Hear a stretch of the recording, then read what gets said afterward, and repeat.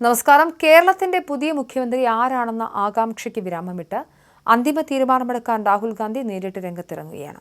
രമേശ് ചെന്നിത്തലയും V D സതീശനെയും K C. വേണുഗോപാലിനെയും Rahul വ്യക്തിപരമായി ഫോണിൽ വിളിച്ച് തീരുമാനം അറിയിക്കുമെന്നാണ് ഏറ്റവും പുതിയ വിവരം. ഇതിനുശേഷമായിരിക്കും തിരുവനന്തപുരത്ത് ഹൈക്കമാൻഡ് പ്രതിനിധി ദീപാദാസ് മുൻഷി ഔദ്യോഗിക പ്രഖ്യാപനം നടത്തുക. അന്തിമ തീരുമാനം കൈക്കൊണ്ട രാഹുൽ ഗാന്ധി മല്ലികാർജ്ജുൻ ഖർഗെ നിർണായക കൂടിക്കാഴ്ചകളിൽ മൂന്ന് നേതാക്കളെയും ബന്ധപ്പെട്ടിരുന്നില്ല. ഖർഗെയുടെ വസതിയിൽ യോഗം നടക്കുമ്പോൾ കെ.സി. വേണുഗോപാൽ അവിടെ എത്തുമെന്ന് അഭ്യൂഹമുണ്ടായിരുന്നെങ്കിലും അദ്ദേഹം ലോധി റോഡിലെ തന്റെ വസതിയിൽ തന്നെ തങ്ങുകയായിരുന്നു. കേരളത്തിലുള്ള സതീശനോ ചെന്നിത്തലയ്ക്കോ ഇന്നലെ രാത്രി വൈകിയും ഹൈക്കമാൻഡിൽ നിന്ന് വിളിയെത്തിയില്ല. ഈ സാഹചര്യത്തിലാണ് നേതാക്കളെ നേരിട്ട് വിളിച്ച് വിശ്വസിപ്പിക്കാനുള്ള ചുമതല രാഹുൽ തന്നെ ഏറ്റെടുത്തത്. തീരുമാനമെടുത്തിട്ടും ശുഭദിനമല്ലെന്ന കാരണത്താൽ ഇന്നലത്തെ പ്രഖ്യാപനം മാറ്റിവെച്ചു എന്ന തരത്തിൽ പ്രചരിച്ച വാർത്തകൾ AICC വൃത്തങ്ങൾ പൂർണ്ണമായും തള്ളി. പൊതുവെ ശുഭകാര്യങ്ങൾക്കായി പലരും തെരഞ്ഞെടുക്കാത്ത 13-ാം തീയതി ബുധനാഴ്ച ആയതിനാലാണ് പ്രഖ്യാപനം ഇന്നത്തേക്ക് മാറ്റിയതെന്ന വാദത്തിൽ കഴമ്പില്ലെന്ന് മുതിർന്ന കോൺഗ്രസ് നേതാവ് പ്രതികരിച്ചു.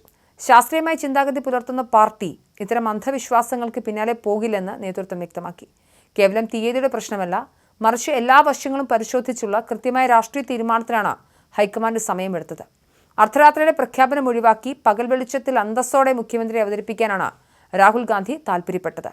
ഇത് അണികൾക്കും ഘടകകക്ഷികൾക്കും നൽകുന്ന സന്ദേശം വളരെ വലുതാണ്. അതിനിടെ ഭൂരിപക്ഷം കിട്ടിയ 9-ാം ദിവസമായിരുന്നു ബുധനാഴ്ച. 13-ാം തീയതിക്കൊപ്പം 9-ന്റെ പേരും ദോഷവും കോൺഗ്രസ് ഹൈക്കമാൻഡ് പരിഗണിച്ചെന്ന വാദം ശക്തമായി ഉയരുന്നുണ്ട്. ഏതായാലും ജനപഥിലെ 10-ാം നമ്പർ വസതിയിലാണ് സോണിയാഗാന്ധിയുടെ താമസം. 10-ാം നമ്പർ വീട്ടിൽ നിന്നും 10-ാം ദിവസത്തിലേക്ക് കാര്യങ്ങൾ കൊണ്ടുപോയിരിക്കുന്നു. 10-ന്റെ ഭാഗ്യം കേരളത്തിൽ ഭരണ തുടർച്ചയ്ക്ക് അടക്കം സാധ്യതയൊരുക്കുമെന്നും കരുതുന്നവരുണ്ട്. മുഖ്യമന്ത്രി സ്ഥാനത്തേക്ക് കെ.സി. വേണുഗോപാലിന് മുൻതൂക്കമുണ്ടെന്ന ഒരു വിഭാഗം വിശ്വസിക്കുമ്പോഴും സോണിയാഗാന്ധിയുടെയും AK ആന്റണിയുടെയും പിന്തുണയുള്ള ചെന്നിത്തലയ്ക്കും ജനപിന്തുണയുള്ള വി ഡി സതീശനും പ്രതീക്ഷകൾ അവസാനിച്ചിട്ടില്ല. രാഹുൽ ഗാന്ധിയുടെ ഫോൺ വിളി ആർക്കാണോ ആദ്യം വരുന്നത് എന്നതിനെ ആശ്രയിച്ചിരിക്കും കേരളത്തിന്റെ ഭാവി. മുസ്ലിം ലീഗ് അധ്യക്ഷനെ ഖാർഗെയും ഫോണിൽ വിളിച്ച് കാര്യങ്ങൾ അറിയിക്കും. തിരുവനന്തപുരത്ത് ഇന്ദിരാഭവനിൽ ഉച്ചയ്ക്ക് 1 മണിക്ക് ചേരുന്ന നിയമസഭാ കക്ഷി യോഗത്തിൽ MLA-മാരെ ഹൈക്കമാൻഡ് തീരുമാനം അറിയിക്കും.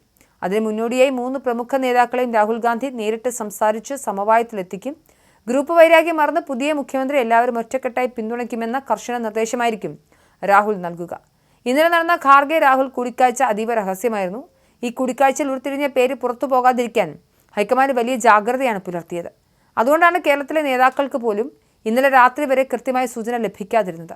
ഹൈക്കമാൻഡിന്റെ അധികാരവും ആജ്ഞാശക്തിയും ഉറപ്പിക്കുന്ന രീതിയിലുള്ള നീക്കങ്ങളാണ് ഡൽഹിയിൽ നടന്നത്. രാഹുൽ ഗാന്ധി തന്നെ നേരിട്ട് നേതാക്കളുമായി സംസാരിക്കുന്നത് പാർട്ടിയിൽ അച്ചടക്കം നിലനിർത്താൻ സഹായിക്കും. 10 ദിവസം നീണ്ട ചർച്ചകൾക്കൊടുവിൽ പ്രഖ്യാപനം വരുമ്പോൾ ആരും പരസ്യ പ്രതിഷേധത്തിന് മുതിരാതിരിക്കാനുള്ള മുൻകരുതൽ കൂടിയാണിത്. വി ഡി സതീശൻ പക്ഷവും ചെന്നിത്തല പക്ഷവും വലിയ പ്രതീക്ഷയോടെയാണ് നിമിഷത്തിനായി കാത്തിരിക്കുന്നത്. ഡൽഹിയിൽ കെ.സി. വേണുഗോപാൽ പുലർത്തുന്ന നിശബ്ദതയും ശ്രദ്ധേയമാണ്. ഹൈക്കമാൻഡ് ദൂതയായ ദീപാദാസ് മുൻഷി ഇതിനകം തിരുവനന്തപുരത്ത് എത്തിക്കഴിഞ്ഞു. മാരത്തൺ ചർച്ചകൾക്കൊടുവിൽ പ്രഖ്യാപനം വരുമ്പോൾ അത് ഗ്രൂപ്പ് അതിപ്രസരമില്ലാത്ത പുതിയൊരു കോൺഗ്രസ് ശൈലിയുടെ തുടക്കമാകുമെന്നാണ് രാഷ്ട്രീയ നിരീക്ഷകർ വിലയിരുത്തുന്നത്.